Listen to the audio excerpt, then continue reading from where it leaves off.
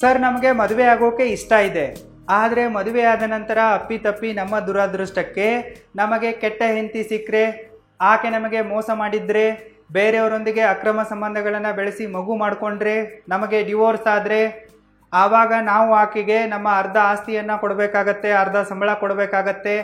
ಆಕೆ ನಮ್ಮ ದುಡ್ಡನ್ನು, ಸಂಪತ್ತನ್ನು, ಆಸ್ತಿ ಪಾಸ್ತಿಯನ್ನೆಲ್ಲ ಏನೂ ಮಾಡದೇ ದೋಚ್ಕೊಂಡು ಹೋಗಿಬಿಡ್ತಾಳೆ. ಸೊ ಇಂಥವರಿಂದ ಹೇಗೆ ಬಚಾವಾಗೋದು, ಡಿವೋರ್ಸ್ನ ಟೈಮಲ್ಲಿ ಹೆಂಡತಿಯಿಂದ ಹೇಗೆ ಆಸ್ತಿಯನ್ನು ಕಾಪಾಡಿಕೊಳ್ಳೋದು, ಇದರ ಮೇಲೆ ಗೈಡೆನ್ಸನ್ನು ಕೊಡಿ ಅಂತೇಳಿ ಭಾಳಷ್ಟು ಜನ ಕೇಳಿಕೊಂಡಿದ್ದಾರೆ. ಅದಕ್ಕಾಗಿ ಇವತ್ತಿನ ಎಪಿಸೋಡ್ನಲ್ಲಿ ನಾನು ಡಿವೋರ್ಸ್ನ ಟೈಮಲ್ಲಿ ಹೆಂಡತಿಯಿಂದ ಹೇಗೆ ಆಸ್ತಿಯನ್ನು ಕಾಪಾಡಿಕೊಳ್ಳೋದು ಇದರ ಮೇಲೆ ನಿಮಗೆ ಗೈಡೆನ್ಸನ್ನು ಕೊಡ್ತಾ ಇರುವೆ. ಭಾರತದಲ್ಲಿ ಮಹಿಳಾ ಸಬಲೀಕರಣ ಎಷ್ಟು ಮುಖ್ಯವಾಗಿದೆನೋ ಪುರುಷರ ಜಾಗೃತೀಕರಣವೂ ಕೂಡ ಅಷ್ಟೇ ಮುಖ್ಯವಾಗಿದೆ. ಯಾಕಪ್ಪ ಅಂತಂದರೆ ಸದ್ಯಕ್ಕೆ ಭಾರತದಲ್ಲಿ ಪುರುಷರಿಗೆ ಮದುವೆ ಅನ್ನೋದು ಬಿಗ್ಗೆಸ್ಟ್ ರಿಸ್ಕ್ ಆಗಿದೆ. Yes, marriage is the biggest risk for men. ಯಾಕಪ್ಪ ಅಂತಂದರೆ ಭಾರತದಲ್ಲಿ ಪುರುಷರ ರಕ್ಷಣೆಗೆ ಯಾವುದೇ ಕಾಯ್ದೆ ಕಾನೂನುಗಳಿಲ್ಲ. ಎಷ್ಟು ಮ್ಯಾರೇಜ್ ಲಾಗಳಿವೆನೋ ಅವೆಲ್ಲವೂ ಕೂಡ ಜೆಂಡರ್ ಬಯಾಸ್ಡ್ ಆಗಿವೆ, ಹೆಣ್ಮಕ್ಕಳ ಪರವಾಗಿಯೇ ಇವೆ. ಗಂಡು ಮಕ್ಕಳಿಗೆ ಯಾವುದೇ ಹಬ್ಬನೂ ಇಲ್ಲ, ಯಾವುದೇ ಕಾನೂನು ಇಲ್ಲ. ಗಂಡು ಮಕ್ಕಳಿಗೆ ಬರೀ ಎಲ್ಲ ಕಡೆ ಹೋಳಿ ಹಬ್ಬನೇ ಇದೆ. ಮತ್ತು ಭಾರತದಲ್ಲಿ ಅಡಲ್ಟರಿ ಲೀಗಲೈಸ್ಡ್ ಆಗಿಬಿಟ್ಟಿದೆ. ಮದುವೆ ಆದ ನಂತರ ನಿಮ್ಮ ಹೆಂಡತಿ ಬೇರೆಯವರೊಂದಿಗೆ ಅಕ್ರಮ ಸಂಬಂಧಗಳನ್ನು ಬೆಳೆಸಿದರೆ ನೀವು ಅದರ ಬೇಸಸ್ ಮೇಲೆ ಡಿವೋರ್ಸನ್ನು ತೆಗೆದುಕೊಳ್ಳಬಹುದು. ಆದರೂ ಕೂಡ ನಿಮಗೆ ಅಲಿಮನಿಯನ್ನು ಕೊಡಲೇಬೇಕಾಗತ್ತೆ, ಮೇಂಟೆನೆನ್ಸನ್ನು ಕೊಡಲೇಬೇಕಾಗತ್ತೆ.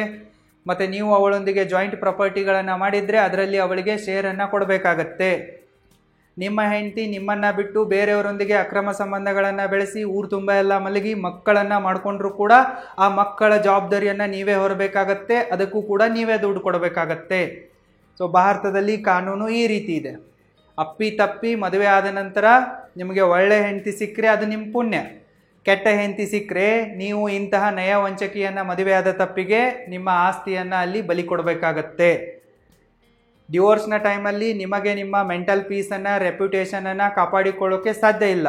ಆದರೆ ಮುಂಚೆ ಸ್ವಲ್ಪ ನೀವು ಪ್ಲ್ಯಾನಿಂಗನ್ನು ಮಾಡಿದರೆ ಅಟ್ಲೀಸ್ಟ್ ನೀವು ನಿಮ್ಮ ಪ್ರಾಪರ್ಟಿಯನ್ನಾದರೂ ಕಾಪಾಡಿಕೊಳ್ಳೋಕ್ಕೆ ಸಾಧ್ಯ ಇದೆ. ಅದು ಹೇಗಂಥೇಳಿ ನಾವೀಗ ಡಿಸ್ಕಸ್ ಮಾಡೋಣ. ನೀವು ಒಂದು ವಿಚಾರವನ್ನು ಸರಿಯಾಗಿ ಅರ್ಥ ಮಾಡ್ಕೋಬೇಕು. ಅದೇನಪ್ಪ ಅಂತಂದರೆ, ನಿಮ್ಮ ಹೆಂಡತಿ ಮದುವೆಯಾದ ನಂತರ ನಿಮ್ಮ ಸ್ವಯಂ ಅರ್ಜಿತ ಆಸ್ತಿಯನ್ನು ಅಂದರೆ ಪರ್ಸನಲ್ ಪ್ರಾಪರ್ಟಿಯನ್ನು ಇಲ್ಲವೇ ಪಿತ್ರಾರ್ಜಿತ ಆಸ್ತಿಯನ್ನು ಬೈ ಡಿಫಾಲ್ಟ್ ಆಗಿ ಕ್ಲೇಮ್ ಮಾಡೋಕ್ಕೆ ಬರಲ್ಲ. ನೀವು ಈಗಾಗಲೇ ಕಂಪ್ನಿ ಮಾಡ್ತಾ ಇದ್ದೀರಾ, ನಿಮ್ಮದು ಬಿಸ್ನೆಸ್ ಇದೆ, ನಿಮ್ಮ ಹತ್ರ ಸ್ವಂತ ಮನೆ ಇದೆ, ಆಸ್ತಿ ಪಾಸ್ತಿ ಇದೆ, ನಿಮ್ಮ ತಂದೆ ತಾಯಿಗಳಿಂದಲೂ ವಂಶಾವಳಿಯಿಂದ ನಿಮಗೆ ಸಿಕ್ಕಾಪಟ್ಟೆ ಆಸ್ತಿ ದುಡ್ಡು ಬಂದಿದೆ ಅಂತಂದ್ಬಿಟ್ರೆ ಆಕೆ ಬೈ ಡಿಫಾಲ್ಟ್ ಆಗಿ ಇದರ ಮೇಲೆ ತನ್ನ ಹಕ್ಕನ್ನು ಚಲಾಯಿಸೋಕೆ ಬರಲ್ಲ. ನಿಮ್ಮ ಸ್ವಯಾರ್ಜಿತ ಆಸ್ತಿಯ ಮೇಲೆ, ಪಿತ್ರಾರ್ಜಿತ ಆಸ್ತಿಯ ಮೇಲೆ ನಿಮ್ಮ ಹೆಂಡತಿಗೆ ಯಾವುದೇ ಅಧಿಕಾರ ಇಲ್ಲ. ಇದನ್ನು ನೀವು ಸ್ಪಷ್ಟವಾಗಿ ಅರ್ಥ ಮಾಡ್ಕೋಬೇಕು. ಡಿವೋರ್ಸ್ ಕೇಸ್ ಏನು ದೊಡ್ಡ ಮ್ಯಾಟ್ರೇ ಅಲ್ಲ. ಆದರೆ ಹೆಣ್ಮಕ್ಕಳು ರಿವೆಂಜ್ ತೆಗೆದುಕೊಳ್ಳುವುದಕ್ಕಾಗಿ, ತಮ್ಮ ಎಕ್ಸ್ ಹಸ್ಬೆಂಡ್ಗಳನ್ನು ಲೂಟಿ ಮಾಡುವುದಕ್ಕಾಗಿ ಡಿವೋರ್ಸ್ ಕೇಸಿನ ಜೊತೆಗೆ ಡೊಮೆಸ್ಟಿಕ್ ವೈಲೆನ್ಸ್ ಕೇಸನ್ನು, ಫೇಕ್ ಡೌರಿ ಕೇಸ್ಗಳನ್ನು ಎಲ್ಲವನ್ನ ಕೂಡ ಹಾಕೊಂಡು ಜಡಿತಾರೆ. ಇದು ಪ್ರಾಬ್ಲಮ್ ಇದೆ. ಆಕೆಗಂತೂ ನಿಮ್ಮ ಆಸ್ತಿಯ ಮೇಲೆ ಯಾವುದೇ ಹಕ್ಕಿಲ್ಲ. ಆಕೆ ನಿಮ್ಮೊಂದಿಗೆ ಸೇರಿ ದುಡ್ದಿದ್ರೆ, ನೀವು ಜಾಯಿಂಟ್ ಪ್ರಾಪರ್ಟಿಗಳನ್ನು ಮಾಡಿದರೆ ಮಾತ್ರ ಅವಳಿಗೆ ಅದರ ಮೇಲೆ ಹಕ್ಕಿದೆ. ಆದರೆ ಅವಳಿಗೆ ನಿಮ್ಮ ವೈಯಕ್ತಿಕ ಆಸ್ತಿಯ ಮೇಲೆ, ಪಿತ್ರಾರ್ಜಿತ ಆಸ್ತಿಯ ಮೇಲೆ ಯಾವುದೇ ಹಕ್ಕಿಲ್ಲ. ಆದರೆ ಡಿವೋರ್ಸ್ನ ಟೈಮಲ್ಲಿ ಆಕೆ ಕೋರ್ಟಿನ ಮುಂದೆ ಹೋಗಿ ನನಗೆ ಮೇಂಟೆನೆನ್ಸ್ ಬೇಕು, ಅಲಿಮಿನಿ ಬೇಕು, ಮಕ್ಕಳಿದ್ದಾರೆ, ಅವರ ಶಿಕ್ಷಣಕ್ಕೆ, ಅವರ ಲಾಲನೆ ಪಾಲನೆ ಪೋಷಣೆಗೆ ದುಡ್ಡು ಬೇಕು ಅಂತೇಳಿ ಕೇಳ್ತಾಳೆ. ಆವಾಗ ಕೋರ್ಟು ಮೇಂಟೆನೆನ್ಸನ್ನು, ಅಲಿಮನಿಯನ್ನು ಆರ್ಡರ್ ಮಾಡುತ್ತೆ. ಜಾಯಿಂಟ್ ಪ್ರಾಪರ್ಟಿಗಳನ್ನು ನೀವು ಮಾಡಿದರೆ ಅದರಲ್ಲಿ ಪಾಲು ಕೊಡು ಅಂತ ಹೇಳುತ್ತೆ. ಇದನ್ನು ನೀವು ಅರ್ಥ ಮಾಡ್ಕೋಬೇಕು. ನೀವೇನಾದರೂ ಡಿವೋರ್ಸ್ನ ಟೈಮಲ್ಲಿ ನಿಮ್ಮ ಎಕ್ಸ್ ವೈಫ್ನಿಂದ ನಿಮ್ಮ ಆಸ್ತಿಯನ್ನು ಕಾಪಾಡಿಕೊಳ್ಬೇಕಪ್ಪ ಅಂತಂದರೆ ನೀವು 3 ಹಂತಗಳಲ್ಲಿ ಮುಂಜಾಗ್ರತೆಯನ್ನು ತೆಗೆದುಕೊಳ್ಳಬೇಕು. ರೋಗ ಬಂದ ಮೇಲೆ ಟ್ರೀಟ್ಮೆಂಟನ್ನು ತೆಗೆದುಕೊಳ್ಳುವುದಕ್ಕಿಂತ ರೋಗ ಬರದಂತೆ ನೋಡಿಕೊಳ್ಳೋದು, ಮೊದಲೇ ವ್ಯಾಕ್ಸಿನನ್ನು ರೆಡಿ ಮಾಡಿಟ್ಕೊಳ್ಳೋದು ಜಾಣತನವಾಗಿದೆ. ಅದಕ್ಕಾಗಿ ನೀವು ಈ 3 ಹಂತಗಳಲ್ಲಿ ಮುಂಜಾಗ್ರತೆ ಕ್ರಮವನ್ನು ತೆಗೆದುಕೊಳ್ಬೇಕು. Stage number 1 before marriage, stage number 2 after marriage, stage number 3 during divorce. ಮದುವೆ ಆಗುವುದಕ್ಕಿಂತ ಮುಂಚೆ, ಮದುವೆ ಆದ ನಂತರ, ಮತ್ತು ಯಾವಾಗ ನಿಮ್ಮಲ್ಲಿ ವೈವಾಹಿಕ ಕಲಹಗಳು ಶುರುವಾಗ್ತವೇನೋ ಆವಾಗ ನೀವು ಕೆಲವೊಂದಿಷ್ಟು ನಿರ್ಧಾರಗಳನ್ನು ಕ್ರಮಗಳನ್ನು ಕೈಗೊಂಡ್ರೆ ನಿಮ್ಮ ಆಸ್ತಿ ಉಳಿಯುತ್ತೆ. ಇಲ್ಲ ಅಂತಂದರೆ ನಿಮ್ಮ ಆಸ್ತಿಯನ್ನು ನೀವು ಬಲಿ ಕೊಡಬೇಕಾಗತ್ತೆ. ಮೊದಲನೇದಾಗಿ ನಾವು ಸ್ಟೇಜ್ ನಂಬರ್ 1 ನೋಡೋಣ. Before marriage. ಇದು ನಿಮ್ಮ ಹೆಂಡತಿಯಿಂದ ನಿಮ್ಮ ಆಸ್ತಿಯನ್ನು ಕಾಪಾಡಿಕೊಳ್ಳೋದಕ್ಕೆ ಬೆಸ್ಟ್ ಸ್ಟೇಜ್ ಆಗಿದೆ. ನೀವು ಇಲ್ಲಿ ಎಡುವುದಿದ್ರೆ ನಿಮ್ಮ ಆಸ್ತಿ 100% ಸೇಫ್ ಆಗಿರುತ್ತೆ. ಅದಕ್ಕಾಗಿ ಮದುವೆಗಿಂತಲೂ ಮುಂಚೆ ಈ ಪ್ರಿಪರೇಷನ್ಗಳನ್ನು ಮಾಡಿಕೊಳ್ಳಿ. Tip number 1, avoid gold digger girls. ನೀವು ಮದುವೆಗಿಂತ ಮುಂಚೆನೇ ಗೋಲ್ಡ್ ಡಿಗ್ಗರ್ ಗರ್ಲ್ಗಳನ್ನು ಅವಾಯ್ಡ್ ಮಾಡಿ. ನೀವು ನಿಮ್ಮ ಮದುವೆಯಲ್ಲಿ ಬ್ಯೂಟಿ ಪ್ರಾಪರ್ಟಿ ಬಿಸ್ನೆಸ್ಸನ್ನು ಮಾಡೋಕ್ಕೆ ಹೋಗಬೇಡಿ. ನೀವು ಮದುವೆ ಆಗುವವಳ ಮುಖಕ್ಕಿಂತ ಮನಸ್ಸನ್ನು ನೋಡಿ, ಅವಳ ಮೈಂಡ್ಸೆಟ್ ಹೇಗಿದೆ ಅದನ್ನು ನೋಡಿ. ಬರೀ ಅವಳು ಬ್ಯೂಟಿಫುಲ್ ಆಗಿದ್ದಾಳೆ ಅಂತ ಬಾಯ್ ಬಿಟ್ಟು ಮದುವೆ ಮಾಡ್ಕೊಳಕ್ಕೆ ಹೋಗಬೇಡಿ. ಯಾವ ಹುಡುಗಿ ಮದುವೆಗಿಂತನೂ ಮುಂಚೆ ನಿಮಗೆ ಡಿಮ್ಯಾಂಡನ್ನು ಇಡ್ತಾ ಇರ್ತಾಳೋ ಆಸ್ತಿ ಪಾಸ್ತಿಗಾಗಿ, ಆಕೆ ಗೋಲ್ಡ್ ಡಿಗ್ಗರ್ ಆಗಿರ್ತಾಳೆ. She is nothing but a prostitute. ಇದರಲ್ಲಿ ಯಾವುದೇ ತಪ್ಪಿಲ್ಲ. ಯಾರು ಮಧ್ಯರಾತ್ರಿ ಯಾರಿಗೂ ಗೊತ್ತಾಗದಂತೆ ಹೊಟ್ಟೆಪಾಡಿಗಾಗಿ ಮೈ ಮಾರಿಕೊಳ್ತಾ ಇರ್ತಾರಲ್ಲ ಅವರು ವೇಶ್ಯರಲ್ಲ.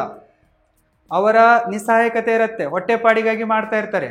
ಆದರೆ ಅವರು ಎಷ್ಟೇ ಓದಿದ್ರೂ ಕೂಡ, ವಿದ್ಯಾವಂತರಾಗಿದ್ದರೂ ಕೂಡ, ನೌಕರಿ ಮಾಡ್ತಾ ಇದ್ದರೂ ಕೂಡ, ಮತ್ತು ನನಗೆ ಅಷ್ಟು ಎಕರೆ ಜಮೀನು ಬೇಕು, ಅಂಥದ್ದೇ ದೊಡ್ಡ ಬಂಗ್ಲೆ ಬೇಕು, ಇಷ್ಟೇ ಕೋಟಿ ಆಸ್ತಿ ಬೇಕು, ಮತ್ತು ಸರ್ಕಾರಿ ನೌಕರಿ ಬೇಕು, ಅಂಥ ಕಾರ್ ಇರಬೇಕು, ಇಷ್ಟು kg ಬಂಗಾರ ಹಾಕಬೇಕು, ಈ ಥರ ಎಲ್ಲ ಡಿಮ್ಯಾಂಡ್ ಇಡ್ತಾ ಇದ್ದಾರಪ್ಪ ಅಂತಂದರೆ ಏನಿದ್ರ ಅರ್ಥ? ಅವರು ಡಬಲ್ ಬ್ಯಾಕಪ್ ಪ್ಲ್ಯಾನ್ನೊಂದಿಗೆ ಬರ್ತಾ ಇದ್ದಾರೆ ಅಂತಂದಂಗೆ. ನಿಮ್ಮ ಹತ್ರ ಇಷ್ಟೆಲ್ಲ ಆಸ್ತಿ ಪಾಸ್ತಿ ದುಡ್ಡು ಅಧಿಕಾರ ಅಂತಸ್ತು ಐಶ್ವರ್ಯ ಇದ್ದರೆ ಮದುವೆ ಆದ ಮೇಲೂ ಕೂಡ ಅವ್ರು ಯಾವುದೇ ಕೆಲಸ ಮಾಡದೆ ಜಮ್ ಅಂಥೇಳಿ ಐಷಾರಾಮಿ ಜೀವನ ನಡೆಸ್ಬೋದು. ಅಪ್ಪಿತಪ್ಪಿ ನಿಮ್ಮೊಂದಿಗೆ ಮ್ಯಾಚಿಂಗ್ ಆಗಲಿಲ್ಲ, ಸರಿ ಹೊಂದಲಿಲ್ಲಪ್ಪ ಅಂತಂದರೆ ನಿಮ್ಮನ್ನು ದೋಚ್ಕೊಂಡು ಹೋಗಿ ಆವಾಗಲೂ ಕೂಡ ಐಷಾರಾಮಿ ಜೀವನ ಮಾಡ್ಬೋದು.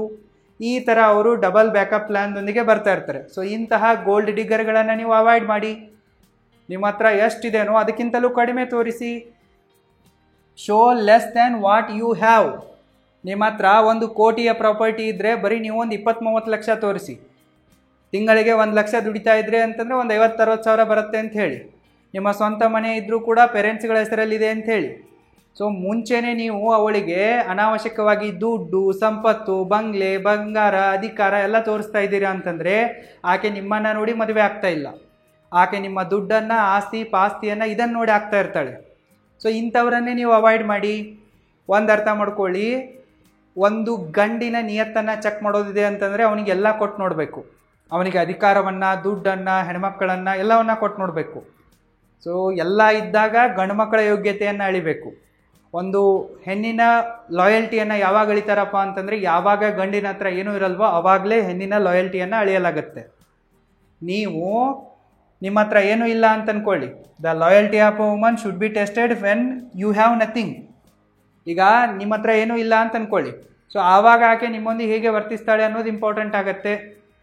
ಈಗ ನಿಮ್ಮ ಹತ್ರ ಎಲ್ಲನೂ ಇದೆ ಅಂತೇಳಿ ಆಕೆ ಮದುವೆ ಆಗಿಬಿಡ್ತಾಳೆ. ಮದುವೆ ಆದ ನಂತರ ನಿಮ್ಮ ಜಾಬ್ ಹೋಯ್ತು, ಬಿಸ್ನೆಸ್ ಲಾಸಿಗಾಯಿತು, ನಿಮ್ಮ ಆಸ್ತಿ ಎಲ್ಲ ಹೋಯ್ತಪ್ಪ ಅಂತಂದರೆ ಸೊ ಆವಾಗ ಆಕೆ ಬಿಟ್ಟೋಗ್ತಾಳೆ. ಸೊ ಅದಕ್ಕಾಗಿ ನೀವು ಮದುವೆ ಆಗೋದಕ್ಕಿಂತ ಮುಂಚೆನೇ ಇಂತಹ ಗೋಲ್ಡ್ ಡಿಗ್ಗರ್ಗಳನ್ನು, ಓಪನ್ ಪ್ರಾಸ್ಟಿಟ್ಯೂಟ್ ಮೈಂಡ್ಸೆಟ್ ಇರೋರನ್ನು ನೀವು ಅವಾಯ್ಡ್ ಮಾಡಬೇಕು. ಇಂಥವರನ್ನು ಮದುವೆ ಆಗೋಕ್ಕೆ ಹೋಗಬಾರ್ದು. ಈ ಒಂದು ದಿಟ್ಟ ಹೆಜ್ಜೆಯನ್ನು ನೀವು ಮದುವೆ ಆಗುವಾಗ ತಗೊಂಡ್ರೆ ನಿಮ್ಮ ಆಸ್ತಿ 101% ಸೇಫ್ ಆಗಿರುತ್ತೆ. ಮತ್ತು ಯಾರು ನಿಮ್ಮನ್ನು ನೋಡಿ ಮದುವೆ ಆಗಿರ್ತಾರೋ ನಿಮ್ಮನ್ನು ಚೆನ್ನಾಗಿ ಇಟ್ಕೊತಾರೆ. ಬರೀ ನಿಮ್ಮ ದುಡ್ಡು, ಆಸ್ತಿ ಪಾಸ್ತಿಯನ್ನು ನೋಡಿ ಬಂದವರು ಯೂಸ್ ಆ್ಯಂಡ್ ಥ್ರೋ ಮಾಡಿ ಹೋಗಿಬಿಡ್ತಾರೆ. Tip number 2, don't take inherent property from your parents. ನೀವು ಮದುವೆ ಆಗುವುದಕ್ಕಿಂತ ಮುಂಚೆ ಮತ್ತು ಮದುವೆಯಾದ ನಂತರ ನಿಮ್ಮ ತಂದೆ ತಾಯಿಗಳಿಂದ ನಿಮ್ಮ ಪಿತ್ರಾರ್ಜಿತ ಆಸ್ತಿಯನ್ನು ಯಾವುದೇ ಕಾರಣಕ್ಕೂ ತೆಗೆದುಕೊಳ್ಳಕ್ಕೆ ಹೋಗಬೇಡಿ, ಕೇಳಕ್ಕೆ ಹೋಗಬೇಡಿ. ಒಂದು ವೇಳೆ ನಿಮ್ಮ ತಂದೆ ತಾಯಿಗಳೇ ನಿಮಗೆ ಬಲವಂತವಾಗಿ ನಮ್ಮ ಆಸ್ತಿಯನ್ನು, ಮನೆಯನ್ನು ನಿನ್ನ ಹೆಸರಿಗೆ ಮಾಡಿಕೊಡ್ತೀವಿ ಅಂತಂದರೂ ಕೂಡ ಬೇಡ ಅಂತನ್ನಿ. ನಿಮ್ಮ ಪಿತ್ರಾರ್ಜಿತ ಆಸ್ತಿ, ನಿಮ್ಮ ತಂದೆ ತಾಯಿಗಳ ಮನೆ ಇರಬಹುದು, ಬ್ಯಾಂಕ್ ಬ್ಯಾಲೆನ್ಸ್ ಇರಬಹುದು, ಇನ್ವೆಸ್ಟ್ಮೆಂಟ್ ಇರಬಹುದು, ಜಮೀನು ಇರಬಹುದು, ಅದೆಲ್ಲ ನಿಮ್ಮದೇ. ಅದೆಲ್ಲೂ ಕೂಡ ಓಡಿ ಹೋಗಲ್ಲ. ಸೊ ನಿಮ್ಮ ಆಸ್ತಿ ಇದೆಯಲ್ಲ ನಿಮ್ಮ ತಂದೆ ತಾಯಿಗಳ ಹತ್ರ ಇರೋದೇ ಸೇಫ್ ಆಗಿದೆ. ನೀವು ಅದಕ್ಕೆ ಆತುರ ಪಡಬೇಕಾಗಿಲ್ಲ.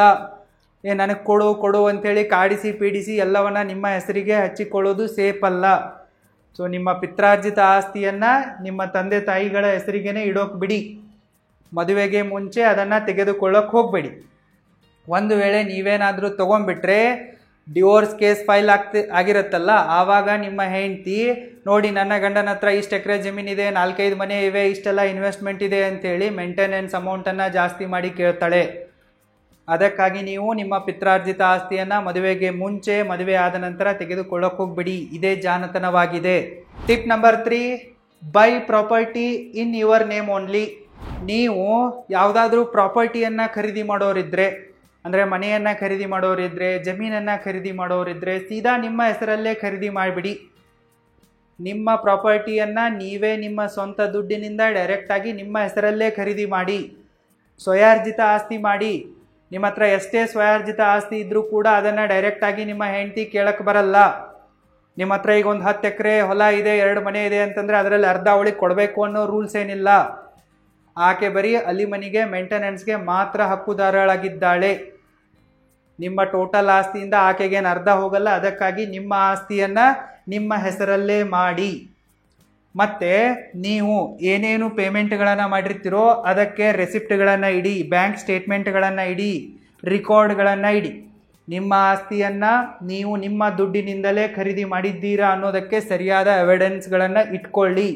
ITR ಫೈಲ್ ಮಾಡಿ ಅದರಲ್ಲಿ ತೋರಿಸಿ.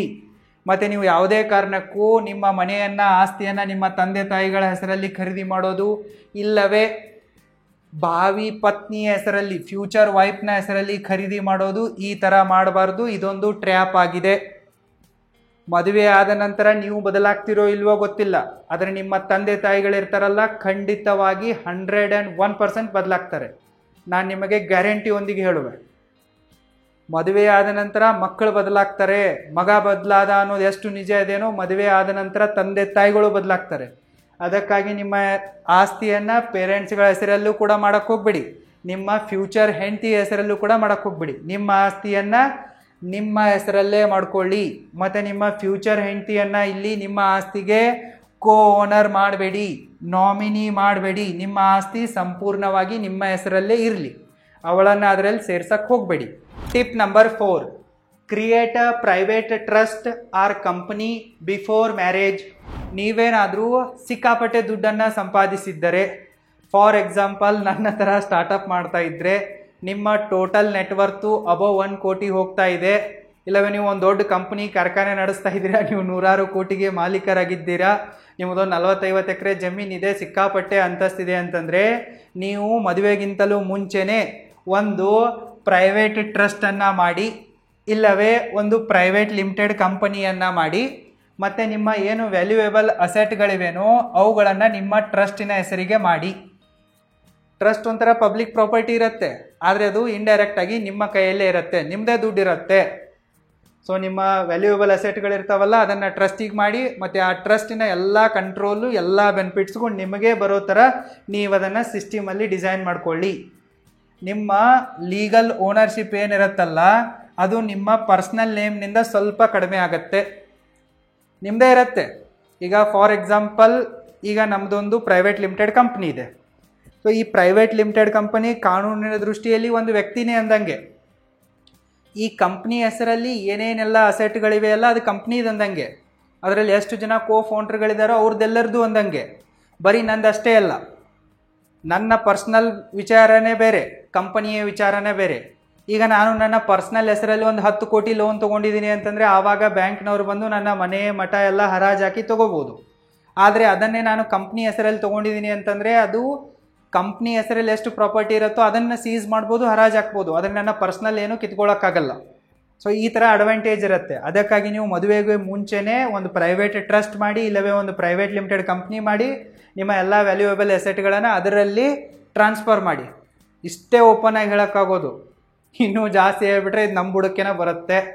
ಅದಕ್ಕಾಗಿ ನೀವು ಇನ್ನಷ್ಟು ಬಿಸ್ನೆಸ್ನ ಬಗ್ಗೆ, ಮನಿ ಮ್ಯಾನೇಜ್ಮೆಂಟ್ನ ಬಗ್ಗೆ, ಟ್ಯಾಕ್ಸ್ನ ಬಗ್ಗೆ, ಲೋನ್ನ ಬಗ್ಗೆ, ಪ್ರಾಪರ್ಟಿ ಮಾಡೋದು, ಪ್ರಾಪರ್ಟಿ ಸೇವ್ ಮಾಡೋದು, ಇನ್ವೆಸ್ಟ್ಮೆಂಟ್ ಮಾಡೋದು, ಇದರ ಬಗ್ಗೆ ಎಲ್ಲವನ್ನು ಕಲಿಯುವ ಆಸೆಯನ್ನು ಹೊಂದಿದ್ರೆ ನೀವು ಈಗಲೇ roaringbusinesschool.comಗೆ ವಿಸಿಟ್ ಮಾಡಿ ಮತ್ತು ನನ್ನ ಆನ್ಲೈನ್ ಅಲ್ಟಿಮೇಟ್ ಮನಿ ಮ್ಯಾನೇಜ್ಮೆಂಟ್ ಕೋರ್ಸಿಗೆ ಜಾಯಿನ್ ಆಗಿ. ಡಿಸ್ಕೌಂಟ್ ಆಫರ್ ನಡೀತಾ ಇದೆ. ಲಿಂಕ್ ಈ ವಿಡಿಯೋದ ಡಿಸ್ಕ್ರಿಪ್ಷನ್ ಬಾಕ್ಸಲ್ಲೂ ಕೂಡ ಇದೆ, ಚೆಕ್ ಮಾಡಿ ಮತ್ತು ಬೇಗನೆ ಜಾಯಿನ್ ಆಗಿ. ಮತ್ತೊಂದು ಟಿಪ್ ಹೇಳಬೇಕಪ್ಪ ಅಂತಂದರೆ, ನೀವು ಮದುವೆಗೂ ಮುಂಚೆನೇ ನಿಮ್ಮ ಆಸ್ತಿ ಸಿಕ್ಕಾಪಟ್ಟೆ ಇದೆ ಅಂತಂದರೆ ಓರ್ವ ಒಳ್ಳೆ ಡಿವೋರ್ಸ್ ಲಾಯರನ್ನು ಮೀಟ್ ಆಗಿ ಮತ್ತು ನೀವು ಸರಿಯಾಗಿ ಪ್ರಾಪರ್ಟಿ ಪ್ಲ್ಯಾನಿಂಗನ್ನು ಮಾಡಿ. Tip number 5, drop the prenuptial agreement before marriage. ನೀವು ಮದುವೆ ಆಗೋದಕ್ಕಿಂತ ಮುಂಚೆಯೇ ಪ್ರೀನಪ್ಷಿಯಲ್ ಅಗ್ರಿಮೆಂಟನ್ನು ಅಂದರೆ ಪ್ರೀನಪ್ಸ್ಗಳನ್ನು ಡ್ರಾಪ್ ಮಾಡ್ಕೊಳ್ಳಿ. ಈ ಪ್ರೀನಪ್ ಒಂದು ಲೀಗಲ್ ಕಾಂಟ್ರಾಕ್ಟ್ ಆಗಿದೆ. ಮದುವೆ ಆದ ನಂತರ ನಿಮ್ಮದೇನಾದರೂ ಡೆತ್ ಆಯ್ತಪ್ಪ ಅಂತಂದರೆ ಇಲ್ಲವೇ ಡಿವೋರ್ಸ್ ಆಯ್ತಪ್ಪ ಅಂತಂದರೆ ನಿಮ್ಮ ಅಸೆಟ್ಗಳು ಹೇಗೆ ಅಲೋಕೇಟ್ ಆಗಬೇಕು, ಹೇಗೆ ಡಿವೈಡ್ ಆಗಬೇಕು ಅನ್ನೋದ್ರ ಬಗ್ಗೆ ಇದು ಮಾಹಿತಿಯನ್ನು ಕೊಡುತ್ತೆ. ನೀವು ಮದುವೆಗೂ ಮುಂಚೆನೇ ಪ್ರೀನಪ್ಸ್ ಅಗ್ರಿಮೆಂಟ್ಗಳನ್ನು ಮಾಡ್ಕೊಳ್ಳಿ. ನೀವು ಅದರಲ್ಲಿ ಸ್ಪಷ್ಟವಾಗಿ ಉಲ್ಲೇಖ ಮಾಡಿ, ಮದುವೆಗೂ ಮುಂಚೆ ನಾನೇನೆಲ್ಲ ಪ್ರಾಪರ್ಟಿಗಳನ್ನು ಮಾಡಿದ್ದೀನೋ ಅದು ನಂದೇ ಅಂಥೇಳಿ ಅದರಲ್ಲಿ ಘೋಷಣೆ ಮಾಡಿ. ಅದಾದ ನಂತರ ಮುಂದೆ ಹೇಗೆ ಫ್ಯೂಚರ್ನಲ್ಲಿ ನಿಮ್ಮ ಪ್ರಾಪರ್ಟಿ ಡಿವೈಡ್ ಆಗಬೇಕು, ಸಪೋಸ್ ನಿಮ್ಮ ಡೆತ್ ಆಯಿತು ಇಲ್ಲವೇ ಡಿವೋರ್ಸ್ ಆಯಿತು ಅಂದರೆ ಯಾವ ರೀತಿ ಡಿವೈಡ್ ಆಗಬೇಕು ಅನ್ನೋದ್ರ ಬಗ್ಗೆ ಉಲ್ಲೇಖ ಮಾಡಿ. ಮತ್ತು ಮುಂದೆ ಏನಾದರೂ ಡಿವೋರ್ಸ್ ಆದರೆ ನಿಮ್ಮ ಹೆಂಡತಿ ಅಂದರೆ ಈಗ ಭಾವಿ ಹೆಂಡತಿ ಇರ್ತಾಳೆ, ಮುಂದೆ ನಿಮ್ಮ ಪತ್ನಿ ಎಷ್ಟು ಅಲಿಮನಿಯನ್ನು ಕೇಳ್ತಾಳೆ, ಎಷ್ಟು ಮೇಂಟೆನೆನ್ಸನ್ನು ಕೇಳ್ತಾಳೆ, ಆಕೆಗೆ ಏನೇನೆಲ್ಲ ಕಂಡೀಷನ್ಸ್ಗಳಿವೆ, ಡಿಮ್ಯಾಂಡ್ಸ್ಗಳಿವೆ ಅನ್ನೋದನ್ನು ಕೇಳಿ ಅದನ್ನು ಕೂಡ ಮೆನ್ಷನ್ ಮಾಡಿ.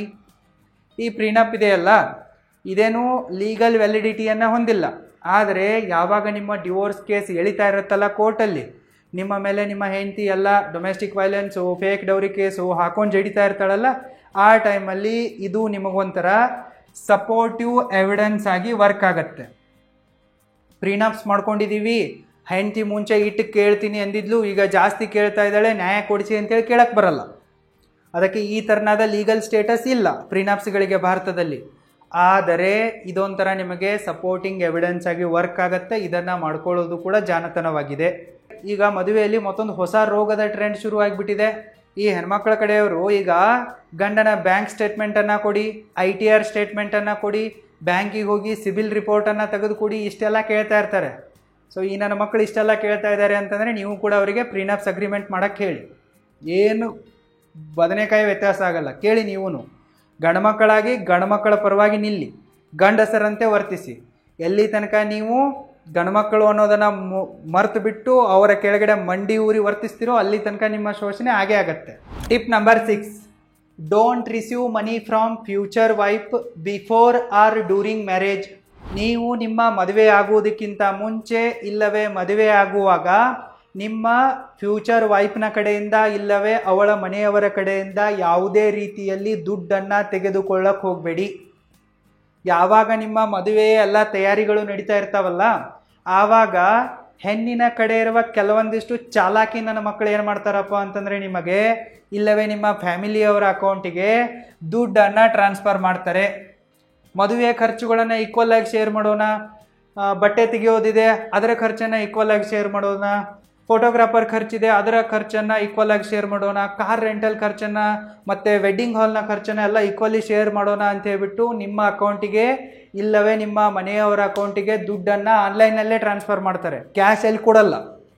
ಸೊ ಈ ಥರ ಅವರು ಆನ್ಲೈನಲ್ಲಿ ಟ್ರಾನ್ಸ್ಫರ್ ಮಾಡಿದರೆ ನೀವು ತೊಗೊಂಡ್ರಪ್ಪ ಅಂತಂದರೆ ಮುಂದೆ ಏನಾದರೂ ನಿಮ್ಮ ಡಿವೋರ್ಸ್ ಕೇಸ್ ಶುರು ಆಯ್ತಪ್ಪ ಅಂತಂದರೆ ಆವಾಗ ನಿಮ್ಮ ಹೆಂಡತಿ ಮತ್ತು ಹೆಂಡತಿ ಕಡೆಯವರು ಇದನ್ನೇ ಡೌರಿ ತೊಗೊಂಡಿದ್ದಾರೆ ಅಂಥೇಳಿ ಪ್ರೂಫ್ ಆಗಿ ಕೊಡ್ತಾರೆ. ನಮ್ಮ ಹತ್ರ ಸಾವಿರಾರು ಕೇಸ್ಗಳು ಬರ್ತವೆ ಡೈಲಿ. ಸೊ ಮದುವೆ ಆಗುವಾಗ ಮದುವೆಗೆ ಮುಂಚೆ ಯಾರ್ಯಾರು ಹೆಂಡತಿ ಕಡೆಯಿಂದ ಅವರ ಮನೆಯವರ ಕಡೆಯಿಂದ ಮದುವೆ ಟೈಮಲ್ಲಿ ಈ ಥರ ಮದುವೆ ಖರ್ಚುಗಳಿಗಾಗಿ ಈಕ್ವಲ್ ಶೇರಿಂಗ್ ಅಂತೇಳಿ ದುಡ್ಡು ತೊಗೊಂಡಿದ್ದಾರೋ, ಡಿವೋರ್ಸ್ ಕೇಸ್ ಶುರು ಆದಾಗ ಅದೇ ಬ್ಯಾಂಕ್ ಸ್ಟೇಟ್ಮೆಂಟನ್ನು ತೊಗೊಂಡು ಬಂದುಬಿಟ್ಟು ನೋಡಿ ನಾವು ಮದುವೆ ಟೈಮಲ್ಲಿ ಇವ್ರಿಗೆ ಇಷ್ಟು ಕೊಟ್ಟಿದ್ದೀವಿ, 50,000 ತೊಗೊಂಡಿದ್ದಾರೆ, 2 ಲಕ್ಷ ತೊಗೊಂಡಿದ್ದಾರೆ, 3 ಲಕ್ಷ ತೊಗೊಂಡಿದ್ದಾರೆ ಅಂತೇಳಿ ಫೇಕ್ ಡೌರಿ ಕೇಸ್ಗಳನ್ನು ಹಾಕೊಂಡು ಜಡಿತಾ ಇದ್ದಾರೆ. ಮದುವೆ ಟೈಮಲ್ಲಿ ಇವರು ಮದುವೆ ಖರ್ಚುಗಳಿಗಾಗಿ ಈಕ್ವಲ್ ಶೇರಿಂಗ್ ಅಂತ ಹೇಳಿ ಕೊಟ್ಟಿರ್ತಾರೆ.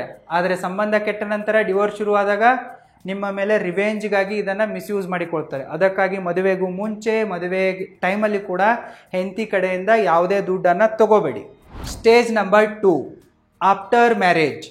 ಹೇಗೆ ನೀವು ಮದುವೆಗೂ ಮುಂಚೆ ಕೆಲವೊಂದಿಷ್ಟು ಮುಂಜಾಗ್ರತೆ ಕ್ರಮಗಳನ್ನು ತೆಗೆದುಕೊಳ್ತಿರೋ ಅದೇ ಥರ ಮದುವೆ ಆದ ನಂತರವೂ ಕೂಡ ನಿಮ್ಮ ಆಸ್ತಿಯನ್ನು, ನಿಮ್ಮ ಮೆಂಟಲ್ ಪೀಸನ್ನು ಕಾಪಾಡಿಕೊಳ್ಳುವುದಕ್ಕಾಗಿ ನೀವು ಕೆಲವೊಂದಿಷ್ಟು ಮುಂಜಾಗ್ರತೆ ಕ್ರಮಗಳನ್ನು ತೆಗೆದುಕೊಳ್ಬೇಕಾಗತ್ತೆ. ಅವು ಇಂತಿವೆ. Tip number 1, don't buy assets in wife's name to save tax. ಮದುವೆ ಆದ ನಂತರ ಟ್ಯಾಕ್ಸನ್ನು ಉಳಿಸುವುದಕ್ಕಾಗಿ ಇಲ್ಲವೇ ಪ್ರಾಪರ್ಟಿ ರಿಜಿಸ್ಟ್ರೇಷನ್ ಚಾರ್ಜಸ್ಗಳನ್ನು ಉಳಿಸುವುದಕ್ಕಾಗಿ ಹೆಂಡತಿ ಹೆಸರಲ್ಲಿ ಅಸೆಟ್ಗಳನ್ನು, ಪ್ರಾಪರ್ಟಿಗಳನ್ನು ಖರೀದಿ ಮಾಡೋಕ್ಕೆ ಹೋಗಬೇಡಿ. ನಾನು ನಿಮಗೆ ಈಗಾಗಲೇ ಹೇಳಿರುವೆ, ನಿಮ್ಮ ಆಸ್ತಿಯನ್ನು ನಿಮ್ಮ ಹೆಸರಲ್ಲೇ ಮಾಡ್ಕೊಳ್ಳಿ, ನಿಮ್ಮ ದುಡ್ಡಿನಿಂದಲೇ ಮಾಡ್ಕೊಳ್ಳಿ. ಬಹಳಷ್ಟು ಜನ ಮೂರ್ಖ ಪಂಡಿತರು ಫೈನಾನ್ಷಿಯಲ್ ಅಡ್ವೈಸರ್ಗಳು ಏನು ಹೇಳ್ತಾ ಇರ್ತಾರಪ್ಪ ಅಂತಂದರೆ ನಿಮ್ಮ ಹೆಂಡತಿ ಹೆಸರಿಗೆ ಪ್ರಾಪರ್ಟಿ ಮಾಡಿ ಟ್ಯಾಕ್ಸ್ ಉಳಿಸ್ಬೋದು, ರಿಜಿಸ್ಟ್ರೇಷನ್ ಚಾರ್ಜ್ ಉಳಿಸ್ಬೋದು ಅಂಥೇಳಿ ಹೇಳ್ತಾರೆ. ಆದರೆ ಮುಂದೆ ಡಿವೋರ್ಸ್ ಟೈಮಲ್ಲಿ ಇದೇ ದೊಡ್ಡ ತಲೆನೋವಾಗತ್ತೆ. ನಿಮ್ಮ ಹೆಂಡತಿ ಇದನ್ನೇ ಇಟ್ಕೊಂಡ್ಬಿಟ್ಟು ನಿಮ್ಮ ಬೆನ್ನೆಲುಬನ್ನು ಮುರಿದು ಬಿಡ್ತಾಳೆ. ಅದಕ್ಕಾಗಿ ಯಾವುದೇ ಕಾರಣಕ್ಕೂ ಮದುವೆ ಆದ ನಂತರ ನಿಮ್ಮ ಹೆಂಡತಿ ಹೆಸರಲ್ಲಿ ಜಾಯಿಂಟ್ ಓನರ್ಶಿಪ್ ಪ್ರಾಪರ್ಟಿಗಳನ್ನು ಕೂಡ ಮಾಡಬೇಡಿ, ಜಾಯಿಂಟ್ ಲೋನ್ಗಳನ್ನು ಕೂಡ ತೆಗೆದುಕೊಳ್ಬೇಡಿ. ಟ್ಯಾಕ್ಸ್ ಉಳಿಯುತ್ತೆ, ರಿಜಿಸ್ಟ್ರೇಷನ್ ಚಾರ್ಜ್ ಉಳಿಯುತ್ತೆ ಅಂತೇಳಿ ತಲೆ ಕೆಡಿಸ್ಕೊಳಕ್ಕೆ ಹೋಗಬೇಡಿ.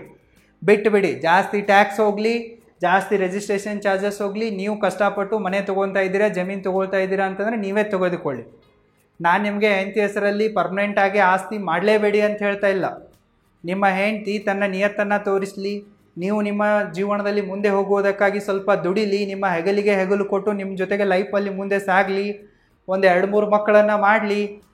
ಆವಾಗ ಅವಳ ಹೆಸರಿಗೆ ಆಸ್ತಿಯನ್ನು ಮಾಡಿ, ಏನು ಪ್ರಾಬ್ಲಮ್ ಇದೆ? ಆದರೆ ಮದುವೆಯಾಗಿ ಬರ್ತಾ ಇದ್ದಂತೆ ಆಸ್ತಿ ಮಾಡೋಕ್ಕೆ ಹೋಗಬೇಡಿ. ಮುಂದೆ ಡಿವೋರ್ಸ್ ಆಯ್ತಪ್ಪ ಅಂತಂದರೆ ಸಿಕ್ಕಾಪಟ್ಟೆ ಪ್ರಾಬ್ಲಮ್ ಆಗುತ್ತೆ.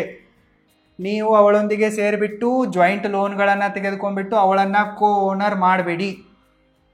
ನೀವು ಅವಳನ್ನು ಜಾಯಿಂಟ್ ಪರ್ಚೇಸಲ್ಲಿ ಜಾಯಿಂಟ್ ಓನರ್ ಮಾಡಿಬಿಟ್ರೆ, ಅವಳೊಂದಿಗೆ ಜಾಯಿಂಟ್ ಪ್ರಾಪರ್ಟಿಗಳನ್ನು ಜಾಯಿಂಟ್ ಲೋನ್ಗಳನ್ನು ತೆಗೆದುಕೊಂಡ್ಬಿಟ್ರೆ ಆಟೋಮೆಟಿಕ್ಕಾಗಿ ನೀವು ಅವಳಿಗೆ ಪ್ರಾಪರ್ಟಿ ಓನರ್ಶಿಪ್ ರೈಟ್ಸ್ಗಳನ್ನು ಕೊಟ್ಟಂತೆ. ಅದಕ್ಕಾಗಿ ನೀವು ಜಾಯಿಂಟ್ ಲೋನು ಜಾಯಿಂಟ್ ಪ್ರಾಪರ್ಟಿ ಮಾಡಬೇಡಿ. ಸೀದಾ ಅವಳ ಹೆಸರಲ್ಲೂ ಖರೀದಿ ಮಾಡಬೇಡಿ, ಅವಳನ್ನು ಓನರ್ ಕೂಡ ಮಾಡ್ಕೋಬೇಡಿ. ನೀವು ಸೋಲ್ ಫಂಡಿಂಗ್ ಮಾಡಿ ಸೋಲ್ ಓನರ್ಶಿಪ್ ರೈಟ್ಸ್ಗಳನ್ನು ಇಟ್ಕೊಳ್ಳಿ. ನೀವು ಯಾವಾಗ ನಿಮ್ಮ ಪ್ರಾಪರ್ಟಿಯನ್ನು ಖರೀದಿ ಮಾಡ್ತಾ ಇರ್ತೀರೋ ಅದರಲ್ಲಿ ಬರೆಸಿ, ಸೆಲ್ಫ್ ಅಕ್ವೈರ್ಡ್ ಅಂತ ಬರೆಸಿ, ಮತ್ತು ಎಲ್ಲ ಲೀಗಲ್ ಡಾಕ್ಯುಮೆಂಟ್ಗಳನ್ನು ಸರಿಯಾಗಿ ಇಟ್ಕೊಳ್ಳಿ.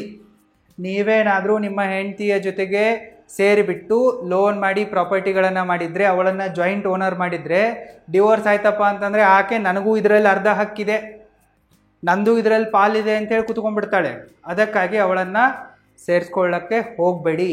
ಒಂದು 3-4 ಮಕ್ಕಳು ಆಗೋ ತನಕ, ಒಂದು 4-5 ವರ್ಷ ಆಗೋ ತನಕ ವೇಟ್ ಮಾಡಿ. ಲೇಟ್ ಮಾಡಿ ಪ್ರಾಪರ್ಟಿ ತೊಗೊಳ್ಳಿ. ಇಲ್ಲ ಮುಂಚೆ ತೊಗೊಳ್ಳೋರಿದ್ರೆ ಅಂದರೆ ಬರೀ ನಿಮ್ಮ ಹೆಸರಲ್ಲೇ ತೊಗೊಳ್ಳಿ.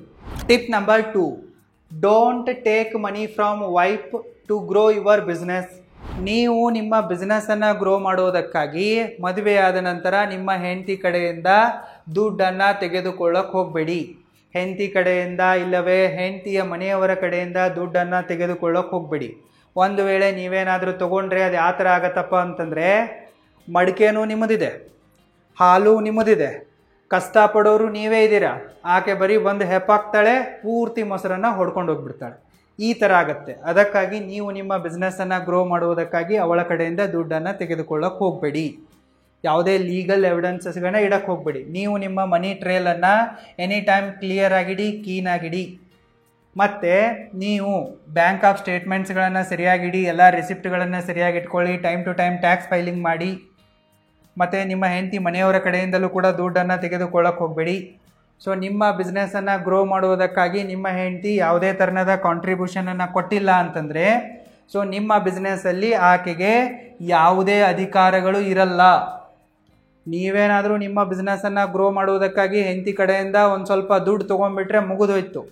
ಮುಂದೆ ಇಡೀ ಬಿಸ್ನೆಸ್ಸು ಅರ್ಧ ಅವಳಿಗೆ ಹೋಗುತ್ತೆ. ನಾನು ಕೊಟ್ಟಿದ್ದೀನಿ, ನಾನು ಕಾಂಟ್ರಿಬ್ಯೂಟ್ ಮಾಡಿದ್ದೀನಿ ಅಂತೇಳಿ ಕೂತ್ಬಿಡ್ತಾಳೆ ಅವಳು. ಒಂದು ಸ್ವಲ್ಪ ಹೆಪ್ಪಾಕಿಬಿಟ್ಟು ಪೂರ್ತಿ ಎಲ್ಲ ಮೊಸರು ನಂದೇ ಅಂದುಬಿಡ್ತಾಳೆ. ಸೊ ಯಾವಾಗ ಸಂಬಂಧಗಳು ಚೆನ್ನಾಗಿರ್ತವೇನೋ ಅವಾಗ ಎಲ್ಲವೂ ಕೂಡ ಚೆನ್ನಾಗೇ ಇರುತ್ತೆ.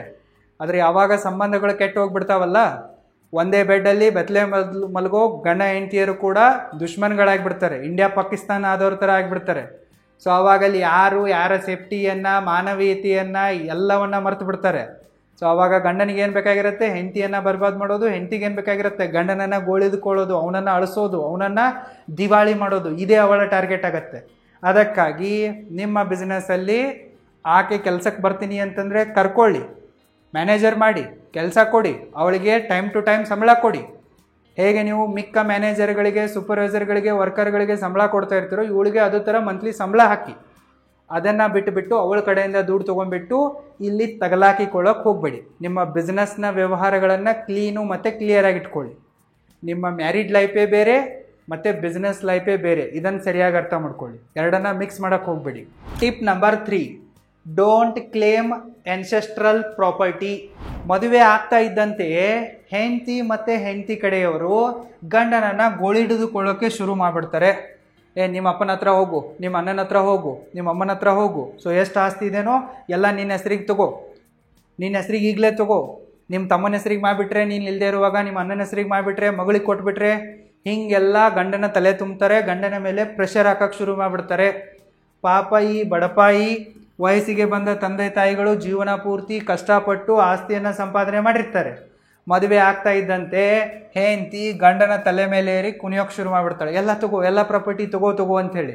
ಹೆಂಡತಿ ಮತ್ತು ಹೆಂಡತಿ ಕಡೆಯವರು ಎಷ್ಟೇ ಪ್ರೆಷರ್ ಹಾಕಿದರೂ ಕೂಡ ಮದುವೆ ಆದ ನಂತರ ನೀವು ನಿಮ್ಮ ತಂದೆ ತಾಯಿಗಳಿಂದ ಆಸ್ತಿಯನ್ನು ಡಿಮ್ಯಾಂಡ್ ಮಾಡಿ ತೆಗೆದುಕೊಳ್ಳೋಕೆ ಹೋಗಬೇಡಿ. ಅದು ಯಾವತ್ತಿದ್ರೂ ಕೂಡ ನಿಮ್ಮದೇ ಇರುತ್ತೆ.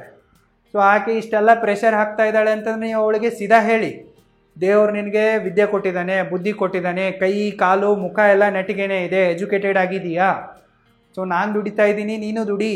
ನಮ್ಮ ತಂದೆ ತಾಯಿಗಳು ಹೇಗೆ ಕಷ್ಟಪಟ್ಟು ಅವ್ರದ್ದೇ ಆದ ಮನೆ ಆಸ್ತಿ ಜಮೀನು ಮಾಡಿದಾರಲ್ಲ, ನಾವು ದುಡಿಯೋಣ ಮಾಡೋಣ ಅಂಥೇಳಿ. ಇಷ್ಟು ಹೇಳಿದ್ರು ಕೂಡ ಆಕೆ ಇವ್ರದ್ದೇ ಬೇಕು ಅಂತ ಕುಂತ್ರೆ C has the plan B. So ಹೆಂಗೆ ನಿಮ್ಮ ತಂದೆ ತಾಯಿಗಳ ಕಡೆಯಿಂದ ನಿಮಗೆ ಆಸ್ತಿ ಟ್ರಾನ್ಸ್ಫರ್ ಆಗುತ್ತೋ ಆಕೆ ಡಿವೋರ್ಸ್ ಕೇಸ್ ಫೈಲ್ ಮಾಡ್ಕೊಂಡು ಕುಂತು ಬಿಡ್ತಾಳೆ. ಸೊ ಡೈರೆಕ್ಟಾಗಿ ಏನು ಅವಳಿಗೆ ಹೋಗಲ್ಲ, ಆದರೆ ಆಕೆಯ ಮೇಂಟೆನೆನ್ಸ್ ಅಮೌಂಟು, ಅಲ್ಯೂಮಿನಿ ಅಮೌಂಟು ಜಾಸ್ತಿ ಆಗುತ್ತೆ. ಆಕೆ ಈಸಿಯಾಗಿ ತೋರಿಸ್ಬಿಡ್ತಾಳೆ, ಗಂಡನ ಹತ್ರ ನೋಡಿ ಇಷ್ಟೆಲ್ಲ ಆಸ್ತಿ ಇದೆ, ನನಗೆ ಕೊಡಿಸಿ ಅಂತೇಳಿ ಕೋರ್ಟಲ್ಲಿ ಹೋಗಿ ಕುಂತ್ಕೊಂಡ್ಬಿಡ್ತಾಳೆ. ಕೋರ್ಟಲ್ಲಿ ಲಾಯರ್ಗಳು, ಜಡ್ಜ್ಗಳು ಇವಳು ಸೇರಿ ಒಂದು ಪಾರ್ಟ್ನರ್ಶಿಪ್ ಮಾಡ್ಕೊಂಡು ಹಂಗೆ ಮಾಡಿಬಿಡ್ತಾರೆ. ಅವರೆಲ್ಲ ಒಂದೇ ಟೀಮ್ ಆಗಿಬಿಡ್ತಾರೆ, ನೀವು ಒಂದೇ ಟೀಮ್ ಆಗಿಬಿಡ್ತೀರ. ಸೊ ನಿಮ್ಮ ಕಡೆಯಿಂದ ಲಾಯರ್ ಎಷ್ಟು ದೋಚಿ ಇವಳಿಗೆ ಕೊಡ್ತಾರಲ್ಲ ಅದರಲ್ಲಿ ಕಮಿಷನ್ ಇರುತ್ತೆ. ಸೊ ಅವರಂತೂ ನಿಮ್ಮನ್ನು ಬಿಡಲ್ಲ. ಅದಕ್ಕಾಗಿ ನಿಮ್ಮ ತಂದೆ ತಾಯಿಗಳ ಆಸ್ತಿ ಅವ್ರು ಬದುಕಿರುವಾಗ ಅವ್ರ ತನಕನೇ ಇರಲಿ. ನೀವು ಡೈರೆಕ್ಟಾಗಿ ಡಿಮ್ಯಾಂಡ್ ಮಾಡಿ ಕೇಳಕ್ಕೆ ಹೋಗ್ಬಿಡಿ, ಅವ್ರು ಕೊಡ್ತೀನಿ ಅಂತಂದ್ರೆ ತೊಗೊಳಕ್ಕೆ ಹೋಗ್ಬಿಡಿ. Tip number 4, don't build a home in Har gifted plot. ನೀವು ನಿಮ್ಮ ಹೆಂಡತಿಗೆ ಗಿಫ್ಟ್ ಆಗಿ ಬಂದಿರುವ ಪ್ಲಾಟಲ್ಲಿ ನಿಮ್ಮ ಮನೆಯನ್ನು ಕಟ್ಟೋಕ್ಕೆ ಹೋಗ್ಬೇಡಿ. ಆಕೆ ಇಲ್ಲೇ ಕಟ್ಟೋಣ ಅಂತಂದರೂ ಕೂಡ ವಾಸ್ತು ಸರಿ ಇಲ್ಲ ಅಂಥೇಳಿ ನೆಪಗಳನ್ನು ಹೇಳಿ ಎಸ್ಕೇಪ್ ಆಗಿ. ಗಂಡನನ್ನು ಕಾಲು ಕೆಳಗೆ ಹಾಕ್ಕೊಂಡು ತುಳಿಯೋಕೆ, ಕಂಟ್ರೋಲ್ ಮಾಡೋಕ್ಕೆ ತವ್ರ ಮನೆ ಕಡೆಯವರು ಅಂದರೆ ನಿಮ್ಮ ಹೆಂಡತಿ ತವ್ರ ಮನೆಯ ಕಡೆಯವರು ಬಳಸುವ ಇದೊಂದು ಅಸ್ತ್ರ ಆಗಿದೆ. ಇಲ್ಲಿ ನೀವು ಬಲಿಕಾ ಬಕ್ರ ಆಗಕ್ಕೆ ಹೋಗ್ಬೇಡಿ, ಸ್ವಲ್ಪ ಅಲರ್ಟ್ ಆಗಿ.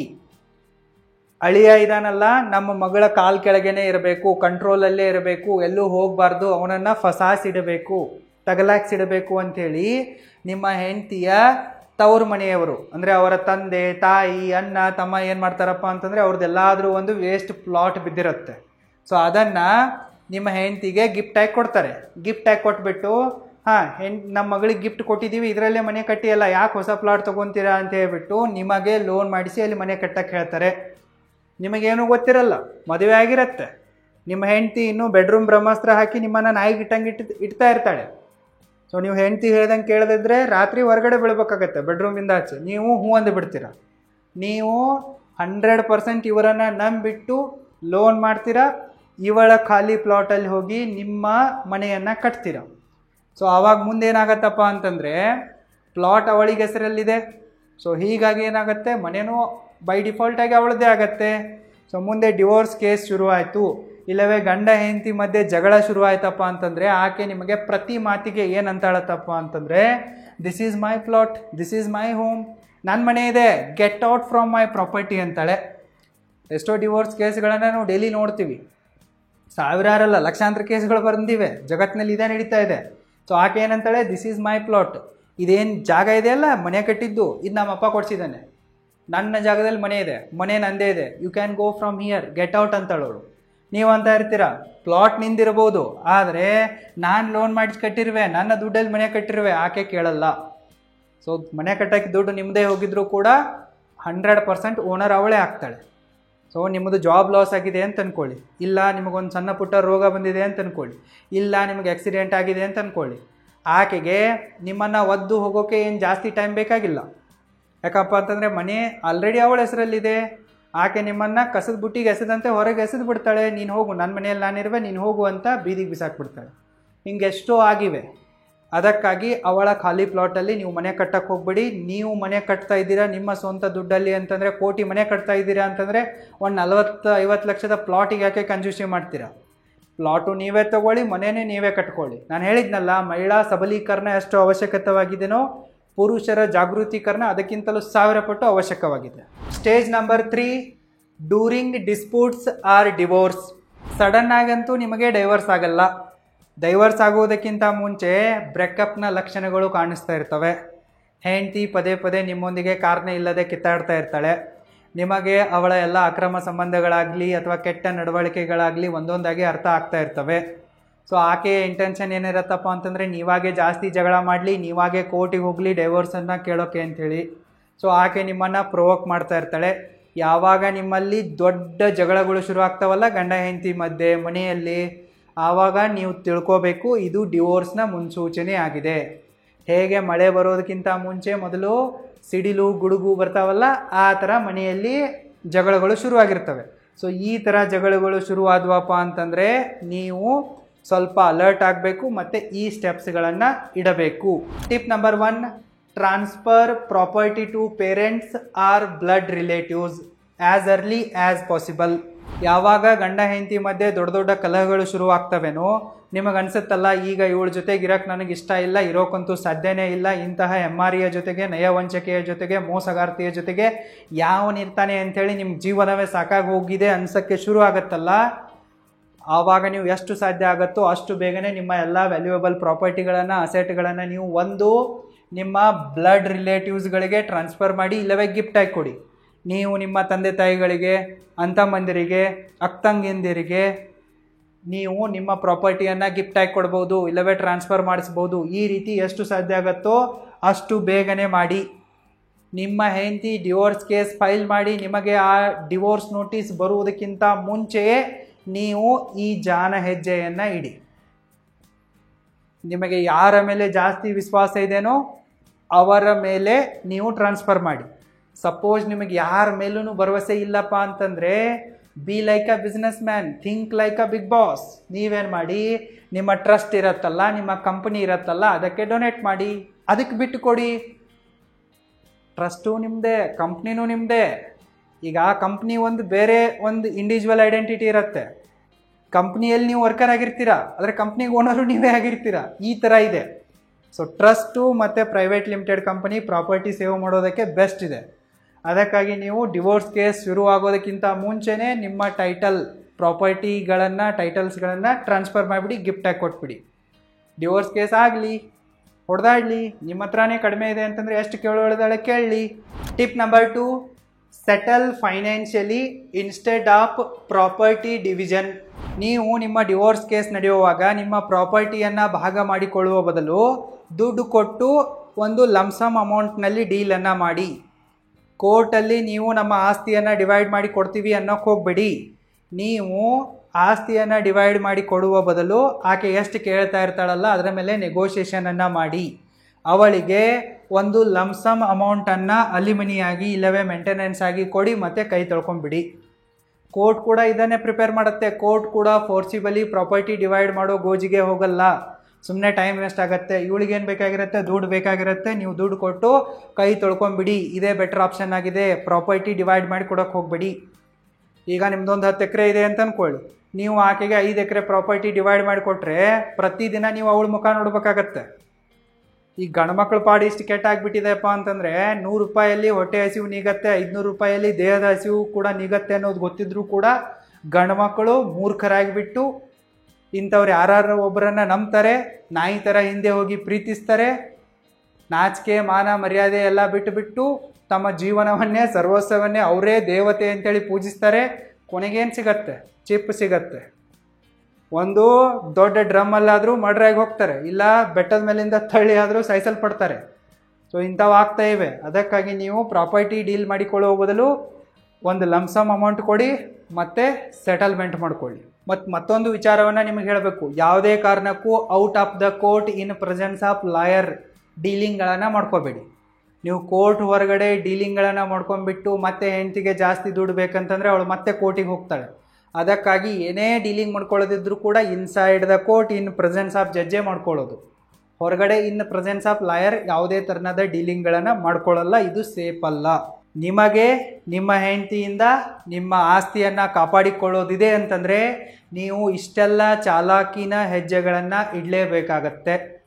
ಸೊ ಇವುಗಳನ್ನು ಕೇಳಿದ ನಂತರ ಕೆಲವೊಂದಿಷ್ಟು ಹೆಣ್ಮಕ್ಕಳಿಗೆ ಸಿಟ್ಟು ಬರ್ಬೋದು.